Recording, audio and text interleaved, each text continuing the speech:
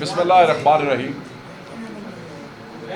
آج یہ press conference جو ہے اس میں جو سب سے اہم بات ہے وہ آئینی ترامیم کے حوالے سے ہے۔ میں یہ سمجھتا ہوں کہ اور ہماری پارٹی یہ سمجھتی ہے کہ پورے پاکستان کے سامنے یہ بات روز روشن کی طرح آیا ہے کہ یہ جو آئینی ترامیم والا معاملہ ہے یہ صرف اور صرف پرسن اسپیسیفک ہے۔ یہ عمران خان صاحب کا ملٹری ٹرائل کرنے کے لیے، پاکستان تحریک انصاف کو بین کرنے کے لیے یہ سارے کا سارا معاملہ کیا جا رہا ہے۔ آپ یہ دیکھیں کہ ان آئینی ترامیم کے حوالے سے کون کون سی چیزیں جو ہیں ان کو نشانہ بنایا جا رہا ہے۔ اس میں فنڈامنٹل رائٹس جو ہیں اس کو چھیڑا جا رہا ہے۔ اس میں پولیٹیکل پارٹیز اور جیسے آپ دیکھتے ہیں کہ 63A جو ہے اس کو آرٹیکل 8 کو 199 کو ان ساری چیزوں کو یہ نشانہ بنانا چاہتے ہیں، اداروں کو نشانہ بنانا چاہتے ہیں، جوڈیشری کو نشانہ بنانا چاہتے ہیں۔ ہم ملٹری ٹرائل کے حوالے سے ہم پہلے بات کر چکے ہیں کہ اس کا مین مقصد ہی یہی ہے کہ خان صاحب کا اور پاکستان تحریک انصاف کے لوگوں کا ٹرائل کیا جائے۔ میں یہ سمجھتا ہوں کہ ایسی پارلیمنٹ، ایسی حکومت جس کے پاس لیجٹمیسی نہیں ہے، جس نے رپورٹڈلی پورے پاکستان میں صرف 16 سیٹیں جیتی، ایک مائنورٹی حکومت جو یہاں پہ جعلی فارم 47 کے بنیاد پہ بیٹھے ہیں، ان کے پاس کوئی لیجٹمیسی نہیں ہے کہ وہ کسی بھی قسم کی آئینی ترمیم کر سکیں، کسی بھی حوالے سے وہ اس قسم کی لیجسلیشن کر سکیں، اور یہ کسی طریقے سے ایکسیپٹیبل نہیں ہوگا۔ وہ لوگ جو جعلی ووٹوں کی بنیاد پہ آتے ہیں، کٹ پتلیاں ہوتے ہیں، وہ عوام کی بالادستی کے تحفظ نہیں کر سکتے ہیں، وہ آئین کا تحفظ نہیں کر سکتے ہیں۔ ان لوگوں کو پارلیمان میں بٹھایا اور لایا ہی ایک خاص مقصد کے لیے گیا ہے، اور وہ مقصد آپ کے سامنے رہا ہے جس پہ ہماری پارٹی وقتاً فوقتاً کھل کے بات کرتی رہی۔ پاکستان تحریک انصاف اس آئینی ترمیم کے سامنے وہ آخری دیوار ہوگی جس کو پار کیے بغیر یہ جو عدلیہ پہ حملہ ہے اس کو یہ انشور نہیں کر سکیں گے۔ پاکستان مسلم لیگ نون کے لیے یہ کوئی پہلی دفعہ نہیں ہے کہ انہوں نے عدلیہ پہ یا سپریم کورٹ پہ حملہ کیا، یہ پہلے بھی کر چکے ہیں، اور اس دفعہ یہ پارلیمنٹ کے پیچھے چھپ کے پہلے باہر سے حملہ کیا، اس دفعہ یہ اندر سے حملہ کر رہے ہیں۔ آپ یہ دیکھیں کہ اس آئینی ترمیم کو انشور کرنے کے لیے انہوں نے پوری دنیا کی پارلیمنٹس کی تاریخ میں بدترین مثال قائم کی کہ پارلیمنٹیرینز کو پارلیمنٹ کے اندر سے نقاب پوشوں نے گرفتار کیا۔ گرفتار لفظ شاید غلط ہے، ابڈکٹ کیا، اغوا کیا، ہمارے ایم این ایز اٹھائے گئے، ان کو ہراساں کیا گیا، ان کی خواتین کو اٹھایا گیا، ان کے بچوں کو اٹھایا گیا، ان کے کاروبار جو ہے وہ بند کرنے کی کوشش کی۔ ابھی کل پارلیمنٹ لاجز کے اندر ایک ایم این اے جو صاحب ہیں ان کی فیملی کو ہراساں کیا جا رہا تھا، اور اپوزیشن لیڈر اور ہم ایم این ایز اور چند وکلا جا کے ان کو وہاں سے کل جو ہے ایسے ہی کہنا چاہیے کہ ہم ریسکیو کر کے لے کے آئے ہیں۔ آپ کیا سمجھتے ہیں کہ آپ پاکستان کی سپریم کورٹ کو، پاکستان کی پارلیمنٹ کو جو آپ نے کیا، میں یہ سمجھتا ہوں کہ سپریم کورٹ کو سیشن کورٹ نہیں بنایا جا سکتا ہے۔ اگر آپ ترامیم کے اندر ججوں کو ایک صوبے سے دوسرے صوبے پہ بھیجنا چاہتے ہیں تو پاکستانی سمجھتے ہیں کہ آپ ان 6 ججوں کو سزا دینا چاہتے ہیں کہ جنہوں نے خط لکھا تھا۔ پاکستانی سمجھتے ہیں کہ میاں والی کے جج نے خط لکھا تھا، سرگودا کے جج نے خط لکھا تھا، یہ آپ ان کو سزا دینا چاہتے ہیں، تو عوام کو آپ دھوکہ نہیں دے سکتے ہیں۔ ہم یہ بھی سمجھتے ہیں کہ یہ جو ڈرامہ رچایا جا رہا ہے اور اس کے لیے جو پاپڑ بیلے جا رہے ہیں یہ فروٹفل نہیں ہوں گے، لوگ اس کو الاؤ نہیں کریں گے۔ ہم جو کھڑے ہیں ہم صرف یہ پی ٹی آئی کے لیے نہیں ہے، آئین کے تحفظ کے لیے کھڑے ہیں، اس کے لیے تمام پولیٹیکل پارٹیز کے حوالے سے کھڑے ہیں، اور ہر وہ کوشش ہم کریں گے جس سے پاکستان کے آئین کا تحفظ کریں گے اور ہم عدلیہ کے تحفظ کے لیے آخری حد تک جائیں گے۔ آج میں اس پہ بھی بات کرنا چاہوں گا کہ الیکشن کمیشن کا 8واں بے نتیجہ اجلاس مخصوص نشستوں کے حوالے سے نکلا۔ جتنی ڈس آنیسٹی الیکشن کمیشن میں نظر آ رہی ہے اس کی مثال آج تک نہیں ملتی ہے۔ میں یہ سمجھتا ہوں کہ الیکشن کمیشن کو سپریم کورٹ کے فیصلوں کی روح سے اگر دیکھا جائے تو ان پہ آرٹیکل 6 بھی لگ سکتا ہے، اور لگانا چاہیے ریاست کو۔ ہم تو آلریڈی ڈیمانڈ کر چکے ہیں کہ چیف الیکشن کمشنر اور پورے الیکشن کمیشن کو ان کو مستعفی ہو جانا چاہیے۔ آپ یہ دیکھیں کہ بیٹ کے فیصلے سے لے کے 8 फरवरी के इलेक्शन तक, उसके बाद मखसूस नशिस्तों तक, और फिर मखसूस नशिस्तों के हवाले से किस तरीके से रीकाउंटिंग्स के अंदर हमारे लोगों के साथ जो रवैया अपनाया गया इलेक्शन कमीशन के अंदर, इलेक्शन कमीशन बाकायदा तौर पे पार्टी बन गया। और मैं ये समझता हूँ कि आज जो इंतशार है पाकिस्तान की सियासत में, इस इंतशार का मूजब बुनियाद जो है वो इलेक्शन कमीशन है। इसीलिए हम दोबारा आज डिमांड करते हैं कि चीफ इलेक्शन कमिश्नर और तमाम मेंबरान को फौरी मुस्तफ़ी हो जाना चाहिए और रियासत को इंश्योर करना चाहिए, वरना अवाम अपना फैसला ज़रूर करेंगे, और जब अवाम फैसला करेंगे तो मेरे ख्याल में उस दिन से सबको डरना भी चाहिए और बचना भी चाहिए। एक और चीज़ जो बड़ी इम्पॉर्टेंट है और मैं समझता हूँ कि उसका जिक्र आज बहुत ज़रूरी है, उसके बाद शिबली भाई जो है वो एक्सप्लेन करेंगे, और वो है कल का एहतजाज रावलपिंडी। हम जलसा करना चाहते थे, मगर ये हमेशा की तरह चाहते हैं कि हमें शहरों के अंदर जलसा न करने दिया जाए, और हमेशा उठा के हमें ऐसी जगह पे फेंका जाता है एनओसी दे के, और लोगों के सामने एक फेस सेविंग की जाती है कि हमने इनको एनओसी दिया। एनओसी देते हैं, साथ रास्ते बंद करते हैं, साथ कंटेनर लगाते हैं, साथ हर ज़िले के अंदर डिटेंशन ऑर्डर्स जो है वो इशू करते हैं, हमारे बंदे गिरफ्तार किए जाते हैं, हमारे रास्ते रोके जाते हैं, बंदों को मारा जाता है, और फिर उनके साथ वो जो सिक्योरिटी ब्रांच है एक रात पहले जो है वो हर ज़िले में हर जगह पे वही बेहूदगी और बेशर्मी जो है वो करते हैं जो इनका शेवा रहा है। टाइम जो है वो हमें ऐसा देंगे कि 2 बजे दुनिया का केड़ा जलसा 2 बजे शुरू होकर 5 बजे 6 बजे ख़त्म हो जाता है, मगर ये पुश करते हैं और फिर पुलिस इंटरफेयर करती रहती है। मैं ये समझता हूँ कि संजानी में हमारे साथ क्या हुआ, हमारे साथ लाहौर में क्या हुआ, और संजानी में तो आप ये देखें कि हमारे कायद ने इंतशार से बचने के लिए, किसी भी किस्म की बदअमनी से बचने के लिए पाकिस्तान के नाम पे उन्होंने ये रिलैक्सेशन गवर्नमेंट को दी कि हम अपनी डेट्स जो है वो चेंज करते हैं, मगर उसके बावजूद जब डेट चेंज की तो जो रवैया था मुझे आपको बताने की ज़रूरत नहीं है। सो अब हम लियाकत बाग रावलपिंडी कल एहतजाज कर रहे हैं। बेहतर यही होता कि ये लियाकत बाग का एनओसी इशू कर देते, नहीं किया, कोई ज़रूरत नहीं है। पाकिस्तान तहरीक इंसाफ का एक एक वर्कर, एक एक बच्चा, बुज़ुर्ग, ख़वातीन पूरे चप्पे चप्पे से पाकिस्तान के लियाकत बाग पहुँचेंगे और वहाँ पे एहतजाज रिकॉर्ड कराएंगे, एहतजाज करेंगे, अपनी भरपूर ताकत का मुजाहरा करेंगे। ये हमारा आइनी हक है, और हमारा आइनी हक ज़बरदस्ती, ताकत से, बदमाशी से हमसे कोई छीन नहीं सकता है। और यह एहतजाज अदलिया की आज़ादी, उनके तहफ़्फ़ुज़, आइन के तहफ़्फ़ुज़ और रोज़ बढ़ती हुई महंगाई के हवाले से है। मैं नहीं समझता कि कोई भी पाकिस्तानी जो है वो अपने घर में रह सकेगा, सब महंगाई का शिकार हैं।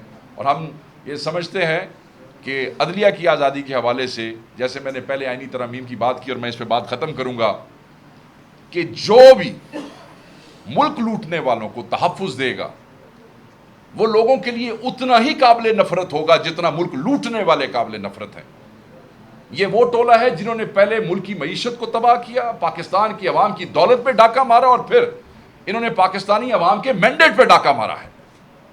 यानी कि आप उन लुटेरों को जिन्होंने मईशत तबाह की उनका तहफ़्फ़ुज़ तो करते रहे हैं, अब आप मैंडेट चोरों को, जिनको आपने ला के बिठाया, उनका तहफ़्फ़ुज़ कर रहे हैं। तो मैं ये तंबीह करना चाहता हूँ कि अवाम के लिए आप काबिल नफ़रत हो जाएंगे, लोग आपसे उससे भी ज़्यादा नफ़रत करेंगे जितनी लोग इन चोरों से करते हैं। थैंक यू वेरी मच जी। अब शिबली भाई जो है वो जी, बिस्मिल्लाहिर्रहमानिर्रहीम। देखें, आपने हमारे जो नए इंफॉर्मेशन सेक्रेटरी हैं शेख वकास, उनको सुना आपने। जिस तरह का इस वक्त इस मुल्क में एक फस्तायत का एक माहौल बना हुआ है, जिसमें कि हर शख्स तज़ब्ज़ुब, गैर यकीनी सूरत हाल का शिकार है, न सिर्फ PTI वाले बल्कि पाकिस्तान के अवाम, क्योंकि वो सब कुछ देख रहे हैं, उनकी आंखों के सामने क्या हो रहा है, सियासी तौर पर, कानूनी तौर पर, आईनी तौर पर इस मुल्क के साथ किस किस्म का खिलवाड़ किया जा रहा है। अब आप अगर देखें तो जिस तरीके से پاکستان کی سب سے بڑی سیاسی جماعت، پاکستان کے سب سے مقبول لیڈر عمران خان، جس طرح سے ان کے مقدمات کو ہینڈل کیا گیا اور کیا جا رہا ہے، اس سے آپ کو اندازہ ہو جائے گا کہ اس ملک میں اگر ایسے شخص کو انصاف مہیا نہیں ہو رہا تو عام عوام کو کیا انصاف مہیا ہوگا۔ خان صاحب پہ جتنے بھی سیاسی مقدمات بنائے گئے وہ ایک ایک کرتے ہوئے وہ سارے گر گئے۔ اب لے دے کے ایک کیس جو کہ 4 دفعہ بنایا گیا توشہ خانہ کا، یہ پہلی دفعہ ہوتا ہے کہ قانون میں ایک چیز پہ آپ 4 مقدمات نہیں بنا سکتے ایک جرم پہ، اور وہ بھی خود ساختہ، مطلب مینوفیکچر کیا ہوا۔ خان صاحب کی جو توشہ خانے کا کیس ہے، جو کہ بنیادی طور پہ القادر، یہ 2 کیسز ہیں جن کو کہ اس وقت چلایا جا رہا ہے۔ توشہ خانہ کا کیس، یہ جو نیب میں انہوں نے اپنے آپ کو NRO دیا تھا، تو اس کا ایک سائیڈ ایفیکٹ یہ ہوا کہ جو 50 کروڑ سے کم کے کیسز تھے، اس پہ خان صاحب کے خلاف جو یہ کیس تھا وہ بھی ڈراپ ہو جاتا اور وہ دوسری نیچے عدالتوں کو چلا جاتا، لیکن نہیں، اس کو FIA کو دیا گیا، اور FIA دن رات ایک کر کے، کاش کہ اس ملک میں جو سارا انصاف کا نظام ہے وہ عام لوگوں کے مقدمات بھی اسی سپیڈ سے چلتے جس طرح کے ان کو کیا جا رہا ہے، کیونکہ یہ 2 القادر یونیورسٹی اور توشہ خانہ کیس، یہ وہ کیسز ہیں جو کہ بنیادی طور پہ ان کی 1 منٹ کی بھی قید نہیں بنتی، ان کو ضمانتیں باقی کیسز میں مل چکی ہیں، چاہے وہ 9 مئی ہو یا اور جتنے بھی کیسز ہوں۔ یہ 2 کیسز ہیں جس میں کہ کوشش کی جا رہی ہے کہ ان کو کسی نہ کسی طریقے سے سزا دی جائے، اور اس کے لیے ہر قسم کا حربہ استعمال کیا جا رہا ہے۔ اور خاص طور پہ خان صاحب کی بیگم بشرا بی بی، جن پہ کہ ایک یہ کیس ہے، اور اس کو اگر یہ اس طرح سے، جس طرح سے یہ ڈیلے کر رہے ہیں کہ ان کی تو 5 منٹ میں ان کی ضمانت ہو جانی چاہیے اس معاملے پہ۔ دیکھیں، بشرا بی بی ایک غیر سیاسی خاتون ہے۔ بشرا بی بی کا نہ سیاست سے کوئی تعلق ہے اور نہ باقی جو حکومتی امور ہیں اس سے کوئی تعلق۔ ان کو صرف اس وجہ سے سزا دی جا رہی ہے، ان کو جیل پابند سلاسل اس وجہ سے رکھا جا رہا ہے کہ وہ خان صاحب کی وائف ہیں، اور خان صاحب کو کرب میں رکھا جائے، ان کو تکلیف پہنچائی جائے، ان کی فیملی، ان کی وائف کو جیل میں رکھ کر۔ ایسے دور میں جس میں کہ کوئی چیز چھپی نہیں رہتی ہے، یہ کیسز جن کو آپ ہر طریقے سے کوشش کر رہے ہیں کہ سزا ملے، بھئی آپ فیصلہ کریں، آپ لٹکائیں نہیں، اگر آپ نے سزا دینی ہے تب بھی کریں آپ، لیکن مقصد یہ ہے کہ ان کو پتہ ہے کہ یہ کیسز اتنے کمزور کیسز ہیں کہ یہ 5 منٹ میں جو ہے تو اس کو دوسری کورٹ سے اس کو ضمانت مل جائے گی۔ تو ان کو جس حالت میں رکھا گیا ہے بیگم بشرا بی بی کو، خان صاحب کو تو کوئی پرواہ نہیں ہے، وہ ایک ایتھلیٹ، وہ گرمیاں بھی انہوں نے بڑی بہادری سے گزار دیں ایک چھوٹے سے سیل میں، اور وہ ہر طرح کی فزیکل فٹنس کی وجہ سے الحمدللہ ان کو کوئی، اور ذہنی طور پہ بھی وہ ماشاءاللہ اتنے مضبوط ہیں کہ ان کو کوئی نہیں توڑ سکا۔ اس لیے ایسا ملک جس میں نہ قانون کی حکمرانی ہو، نہ جس میں آئین کی حکمرانی ہو، دیکھیں ریاست کا بنیادی طور پہ جو فرائض ہوتے ہیں ان میں جان و مال اور عزت کی حفاظت ہوتی ہے، اس وقت وہ ناپید ہے، اور جب ریاست بنیادی طور پہ ان فرائض کو نہیں انجام دے گی تو پھر وہ اپنی لیجٹمیسی کھو دیتی ہے، عوام اور ریاست میں پھر فاصلہ بڑھتا رہتا ہے، اور یہ ملک کی سالمیت کے لیے خطرناک ہے۔ مہنگائی اور باقی چیزیں تو تکلیف عوام کو دے رہی ہیں، لیکن جو سب سے زیادہ تکلیف ملک کو، عوام کو اور اس ملک کے مستقبل کو دیتی ہے وہ ہے انصاف کی فراہمی کا نہ ہونا۔ جب آپ آزاد عدلیہ کی بات کرتے ہیں، جس طرح کہ اس پہ پوری کوشش کی جا رہی ہے، آزاد عدلیہ اس ملک کے مستقبل کی ضمانت ہے۔ آزاد ججز ہوں گے، آزاد فیصلے ہوں گے، اور قانون کی حکمرانی ہوگی۔ یہ بنیادی چیز ہے جو کہ اس وقت جس کا فقدان ہے، کیونکہ ایک خاص ٹولے کے لیے، ایک خاص حکمران ٹولے کی مفادات کے لیے یہ سارا کھیل رچایا جا رہا ہے، جس میں کہ یہ آئینی ترامیم، جس کو کہ میں شیطانی ترامیم کہتا ہوں، یہ اس میں اور ہر طریقہ آزمایا جا رہا ہے، جس طرح بھی انہوں نے ذکر بھی کیا کہ کس طرح سے لوگوں کو اٹھایا جا رہا ہے، کس طرح سے زبردستی ان کو کوشش کی جا رہی ہے کہ وہ اس غیر آئینی امینڈمنٹس کو ووٹ کریں۔ تو بنیادی طور پہ اس ملک میں جو یہ کہتے ہیں، جس طرح کہ نواز شریف نے، یعنی آپ اندازہ کریں کتنی غیر ذمہ دارانہ بات، ایک شخص جو کہ 3 دفعہ وزیر اعظم رہ چکا ہو، وہ ایک بڑے اہم ملک کے سفیر کو کہتا ہے کہ جس انہوں نے ان کو سجیسٹ کیا کہ آپ ملک میں استحکام لائیں، تو انہوں نے کہا کہ نہیں، یہ ملک ہمیشہ اسی طرح ہی چلتا رہا ہے اور اسی طرح چلتا رہے گا، عدم استحکام اور یہ ساری چیزیں پیچھے۔ تو جس لیڈر کی یہ سوچ ہو، وہ آپ کو کیا مستقبل دے سکتا ہے، اس کی پارٹی کیا مستقبل دے سکتی ہے؟ تو اس لیے لہٰذا جو بھی لوگ ہیں جو کہ اس وقت یہ مینیج کر رہے ہیں، ان سے درخواست ہے کہ دیکھیں جی، آپ کے بچوں نے بھی کبھی یہ ملک ہے، انہوں نے بھی یہاں پہ رہنا ہے، ان کے لیے کم از کم آپ ایسا ماحول نہ بنائیں کہ کوئی مستقبل ہی نہ ہو، تاریک اندھیرا ہو۔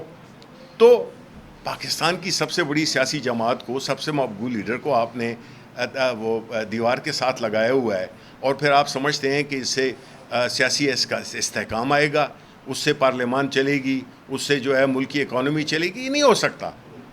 ہمیں سوچنا ہوگا اور اس ملک کے ہر شہری کو اپنا حصہ ڈالنا ہوگا، کیونکہ یہ صرف پاکستان تحریک انصاف کی جنگ نہیں ہے، آزاد عدلیہ سارے ملک کے لوگوں کے لیے ہے، آزاد ججز اس ملک کے لیے، اس ملک کے انصاف کی فراہمی کے لیے اہم ہے۔ تو اس لیے یہ کوئی ایک خاص پارٹی کے لیے ہم نہیں مانگ رہے اب، کیونکہ یہ مسئلہ پورے پاکستان کا ہو گیا ہے، پورے پاکستانیوں کا ہو گیا ہے۔ تو اس لیے ہم اپنی سیاسی جدوجہد جاری رکھیں گے، باوجود تمام سختیوں کے، باوجود تمام تر کی وکٹمائزیشن کے، ہم اپنی جدوجہد کو پرامن طریقے سے کریں گے۔ کل ہمارا جلسہ، وہ احتجاج ہو رہا ہے، اور ہم یہی کوشش کر رہے ہیں کہ ہم چیزوں کو آئین اور قانون کے دائرے کے اندر رکھتے ہوئے کریں، اور انشاءاللہ وہ لوگ جو کہ یہ چاہتے ہیں کہ ہم کوئی ایسا کام کریں جس سے کہ ان کو بہانہ مل جائے کہ وہ ہم پہ پابندی لگائیں، یا وہ ہمیں مزید ہم پہ وہ اپنی سختیاں کریں، گرفتاریاں کریں، جس سے کہ کوئی فرق نہیں پڑتا، 1.5 سال سے یہ ہوتا آ رہا ہے۔ تو اس لیے ملک کو نارملائز ہونے دیں۔ تھینک یو ویری مچ جی۔ سپریم کورٹ کے باہر 2 درجن مطلع کا ٹاٹے مارتا ہوا سمندر جو ہے ہم نے دیکھا احتجاج کے لیے، قائد آپ کا صعوبت برداشت کر رہا ہے، جیل کے اندر ہے، وکلا کیا کر رہے ہیں؟ کیا صرف ٹک ٹاک بنانا، کیا صرف قومی اسمبلی تک پہنچنے آپ کے وکلا کا کام ہے؟ دیکھیں، بات یہ ہے کہ جہاں تک کہ آج کے احتجاج کا تعلق ہے، تو دیکھیں جس طرح میں نے پہلے کہا کہ اس وقت جو سب سے اہم ادارہ ہے وہ ہے عدلیہ، اور ہر وقت میں وہ اہم ہوتا ہے۔ یہ نہیں ہے کہ آج اگر ہم زد پہ ہیں تو ہمارے لیے عدلیہ اہم ہے، عدلیہ ہمیشہ ہر ٹائمز کے لیے، کیونکہ یہی ایک ضامن ہے ملک میں ایک پرامن سوسائٹی کے قیام کے لیے۔ یہ ججز جو لائرز ہیں، بنیادی طور پہ یہ ان کا کام ہے کہ یہ اس اپنی جو عدلیہ پہ جو حملہ ہوا ہے اس کے حفاظت کے لیے ان کو کھڑا ہونا ہوگا، کیونکہ جو قانون اور اس کے طالب علم بھی ہیں، اس کے ایکسپرٹس بھی ہیں، اور ان کو لے کے آگے چلنے والے بھی ہیں، تو ان کو یہ ان کی وہ ہوگی۔ پاکستان تحریک انصاف، میں نے کہا یہ کوئی صرف ہماری جنگ نہیں ہے، یہ سارے، اس میں سارے شامل ہیں، اس میں آپ بھی شامل ہیں۔ آپ سب لوگ اپنا حصہ ڈالیں اور ایک ایسا کام جو کہ اس ملک کے مفادات کے خلاف ہے اس کو روکے۔ Let me add to Shibli بھائی، یہ ہے کہ اٹ واز ڈیسائیڈڈ، بالکل رات کو آخری پہر میں اس کا فیصلہ کیا گیا تھا، اور یہ تحریک کا آغاز ہو رہا ہے۔ اس کا مومنٹم آپ کو آہستہ آہستہ کل پرسوں ترسوں، بیکاز ہمارے سامنے ایک بہت بڑا چیلنج صبح ہے، اور وہ ایک احتجاج ہے، آپ کو پتہ ہے وہ کن سرکمسٹانسز میں ہو رہا ہے، because it was I think شاید ILF والوں نے اس کو رات آخری پہر میں اس کا فیصلہ کیا۔ It won't matter, انشاءاللہ تعالیٰ you will see کہ it will gain momentum. PTI بھی 28 لوگوں سے شروع ہوگی۔ آپ 30 تاریخ سے 63 کا بھی فیصلہ ہونے جا رہا ہے، اس پر بھی بات ہو رہی ہے، اس کے بعد لگ یہ رہا ہے کہ آپ کے لیے ایک راستہ کھول دیا جائے گا، آپ کے ارکان جو ہے وہ جا کے ووٹ کاسٹ کریں، سمپل جو ہے وہ ایک ڈسکوالیفائی ہوتے ہیں، اس کو اپنی ٹکٹ پر دیں۔ تو آپ نے اپنے اینڈ پر اپنے ارکان کو محفوظ رکھنے کے لیے یا ان کے ووٹ کو بچانے کے لیے کیا بلایا؟ مطلب دیکھیں I will not be sharing the strategy آپ کے ساتھ کیا ہے، بٹ میں آپ کو یہ بتاؤں کہ ہمارے ایم این ایز جو ہیں وہ محفوظ ہیں، ہمارے ایم این ایز کے نمبر بھی پورے ہیں، اور جن کے بھی جو ہمارے ہیں وہ ہمارے ہیں. تو وہ اب ہم نے پچھلے 6 مہینے یہی ڈسکشن کیا کیڑا آزاد ہے تو کیڑی پارٹی ہے چاہے جہے ساڈے نے سارے سیف ان شاء اللہ تعالیٰ، اور ہمارے بغیر کوئی کہیں بھی چلا جائے یہ نہیں ہو سکتا. تو ہم انشاءاللہ بھرپور کوشش کریں گے. آگے اللہ کی ذات بڑی ہے، میرے پاس غیب کا علم نہیں ہے کل کیا ہوگا، but till date we are here. دونوں سے میرا سوال ہے شیخ وقار زرکم صاحب اور شیخ وقار صاحب، یہ بتائیے گا کہ کیا آپ بھی کوئی آئینی ترمیم اپنے طور پہ جے یو اے کے ساتھ مل کے پرپوز کر رہے ہیں؟ نو دیر از نو جوائنٹ مسودہ جس کی کل خبریں چل رہی تھی سوشل میڈیا میں. ایسی کوئی بات نہیں ہے. جو ڈسکشن جو کامران مرتضیٰ صاحب اور ہمارے سیکرٹری جنرل صاحب کے درمیان ہوگی، they will be discussing options but no joint new agenda اور مسودہ، نتھنگ. شکری صاحب، Haider Sherazi, Geo news. Just a comment and then question. Comment یہ کہ آپ نے کہا وکلاء کے حوالے سے ان کی کوششیں ہیں. یقیناً وکلاء جو ہیں وہ کوشش کرتے کرتے پارٹی چیئرمین یا سیکرٹری جنرل بن گئے، لیکن موکل ابھی بھی قید میں ہے. یہ رائے عوام میں پائی جاتی ہے. لیکن کوشچن یہ ہے کہ آپ کی اور اپوزیشن میں مولانا فضل الرحمان کی پارٹی ہے. 175 اور 220 کے حوالے سے سپریم کورٹ کی ججز کی اپائنٹمنٹ اور الیکشن کمشنر کی اپائنٹمنٹ اور ممبرز کی اپائنٹمنٹ پہ اسد کیسر صاحب نے امینڈمنٹ دی ہوئی ہے. 184 کی امینڈمنٹ نور عالم خان نے دی ہے، جس کے حوالے سے توہین عدالت کی نور عالم خان نے دی ہوئی ہے. یعنی اپوزیشن کی طرف سے بھی وہ چیزیں آ رہی ہیں کہ اپنا ان پٹ ہے. تو ہم یہ سمجھیں کہ حکومت کی جو آئینی ترامیم ہیں وہ غلط، آپ کی ہوں گی تو وہ درست. اس میں واضح کیسے پھر کریں تشریح؟ 184 کیونکہ آپ کا بھی ہے اپوزیشن سے. دیکھیں پہلی بات تو یہ ہے کہ آئینی ترامیم کرنا پارلیمان کا استحقاق ہے، کر سکتے ہیں. بہت گورنمنٹ بھی کر سکتی ہے اور پرائیویٹ ممبر بھی کر سکتے ہیں. تو جو ترامیم مثلاً آپ کہہ رہے ہیں کہ اسد کیسر صاحب نے جو دی ہے وہ اس کو بھی کافی 3-4 مہینے سے زیادہ ہو گئے ہیں، وہ ایز اے پرائیویٹ ممبر کی ہے انہوں نے. سیکنڈ بات یہ ہے کہ ترامیم جب بھی ہوں گی اور وہ ہر ایک ممبر، وہ پرائیویٹ ممبر ہو، وہ کر سکتا ہے. اور اپوزیشن فرق یہ ہے کہ جو اس وقت گورنمنٹ ہے، نمبر 1 آپ آج تک مجھے کوئی ایک جینون مسودہ لا کے دکھا دیں کہ جی یہ ہیں ترامیم. رات کے اندھیرے میں بغیر بتائے ہوئے حکومتی وزراء کو نہیں پتہ، لاء منسٹر کہہ رہا ہے کہ مجھے نہیں پتہ، ایک ترامیم کا ایک پورا، اور ایسی ترامیم جو کہ پورے سیاسی اپنے جو آئینی ڈھانچہ ہے اس کو تبدیل کر دے. عدالتیں ہوں، اپنے فنڈامنٹل رائٹس ہوں، یہ 63A جیسے امینڈمنٹس ہوں. یہ تو ڈسکشن ہوتی ہے پارلیمنٹ میں، کمیٹیز کو بھیجا جاتا ہے، ہر ایک کی ایک رائے ہوتی ہے، اس میں اس مسودے میں آپ امینڈمنٹس دے سکتے ہیں. لیکن ابھی تو ہم اندھیرے میں لگے ہوئے ہیں جس میں کہ ہمیں پتہ ہی نہیں ہے کہ کیا امینڈمنٹ ہے، کہ کوئی ایسا کسی نے اونرشپ نہیں لی. ان ترامیم کی کیا حیثیت ہوگی یا وہ کتنی جینوین ہوں گی جس کو کہ حکومت تک نے اون نہیں کیا. تو ہم کس ترامیم کی بات کر رہے ہیں؟ ہم تو ان خدشات کی بات کر رہے ہیں یا ان چیزوں کی بات کر رہے ہیں، کیونکہ ابھی تو ایسا ہو گیا ہے جس میں کہ کوئی اچھا کام تو ہو پا نہیں رہا. پارلیمنٹ میں استعمال ہو رہے ہیں پارلیمنٹیرینز. تو اس لیے ہمارا اس معاملے میں یہ بڑا کلیئر ہے کہ جب بھی ہوگا ہم اس کو ہمارے پرائیویٹ ممبر بل چونکہ اپوزیشن میں آپ لوگ 3-4 دن سے پہلے جو ہے وہ آپ کے چاہ رہے تھے کہ ہم پنڈی کے باغ میں جلسہ کریں گے. جلسے سے آپ احتجاج بھی آ گئے ہیں. کہیں یہ تو نہیں ہے کہ رات کو 12 بجے آپ کے پی ٹی آئی کا جو چیئرمین ہے وہ کہہ دیجیے کہ کسی وجہ سے ہم نے منسوخ کر دیا یہ احتجاج. نمبر 2 کہ مولانا فضل الرحمان صاحب حکومتی اتحاد میں جا رہے ہیں، کچھ لوگ تو اس پہ آپ کیا کہیں؟ پہلی بات تو یہ ہے کہ یہ بات اور یہ امپریشن بالکل غلط ہے. ہم جلسے سے احتجاج پہ جو آئے ہیں اس کا مقصد یہ ہے کہ جلسہ لیاقت باغ کے اندر، جلسے کا مطلب ہے کہ اسٹیج بنتا ہے، اس کی فارمیلٹیز ہوتی ہیں، چیزیں موو کی جاتی ہیں.